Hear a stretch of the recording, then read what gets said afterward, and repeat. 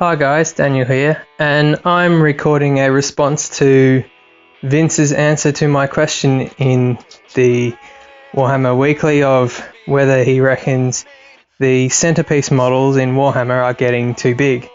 To which I said yes, and Vince said, "No, what are you, crazy?" First up, thanks Vince for answering my question. And I guess the reason I say that I think they're getting too big is that when I got my metal Stegodon when I was about 11, it was the biggest model you could get as far as I know, or at least it was the heaviest. It's basically a fist-sized lump of metal. But now I stick that next to my Mournfang, and he's the same bloody size, and I think, shit, then him next to the Thunder Tusk, and he's tiny. And I guess the other obvious comparison with my Lizardmen in mind is you put the original Carnosaur up against the new one, and the original one is basically a newborn baby. Although, to be fair to them, GW always cop a lot of crap for not playtesting or not balancing their things, but while the models have had scale creep and there's been a general power creep in terms of armies, I think they have kept the relative power of monsters pretty even, so you don't just immediately look at the bigger model to determine which one's better, which is good, because then I can still use my midget Stegodon and take down a couple of Mournfang or the Thunder Tusk. In saying that, I have to say that I've changed my mind a bit, and I do agree with you that they're not getting too big, just because you made the point that they're kind of one-off models in an army, and I look at my Thunder Tusk and think, yeah, that's pretty cool. But I do reckon they're pushing it with the Archaon model, and if they get any bigger, I think that's where it'll get a bit crazy. I do have to say though, I think in 40k, they absolutely have gone over the top. This picture of the Tau battle suits as an example, you see the smallest little dude is their Fire Warrior, which is their basic troop, and then the biggest one is the Riptide suit, which was brought in a couple of army books ago for them.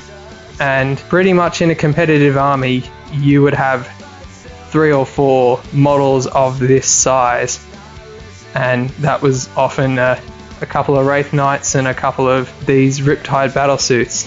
And then in the new book, they've brought out one which is a solid inch taller. Well, I haven't got the model, but in all the side-by-side pictures it's about that much bigger. And there's going to be even more of them again. Another example is the Knight Codex that came out.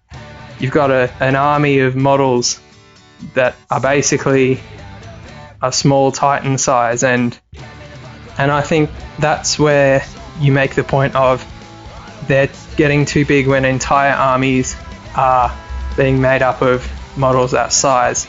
And like I said, I think 40k really has gone that way. I suppose I'll bring up one more example. In my first video, I showed a picture of my Carnifex from my Tyranid army, and while I love the look of all of the individual Tyranid models, when I put them on the table and I've got maybe 60 of the basic troop, and then because they're so cheap and so important to the Tyranid army, I've got at least 6 or 7 of these enormous models. This Carnifex is, well, it's gone from being the biggest thing you could get to medium size, if not smaller than the average model size in the Tyranid army. And so I say I love the look of the models, but when I put them on the table, I just think, I don't know, I'm playing with toys more than models, and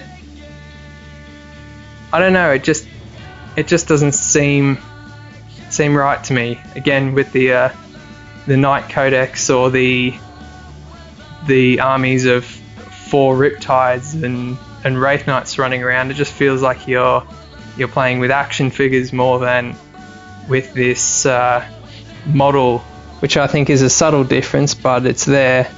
So yeah, I'd have to say you've changed my mind a little bit. I agree that in fantasy the model size is not too big, provided it's only a couple in the army, but I do think 40k's gone too far when a quarter at least of your army is these enormous models. So I might finish it there. Thanks for listening in, guys. I'll hopefully keep putting my opinions fairly regularly into the community and starting discussions like these. Alright, till next time. Cheers, guys.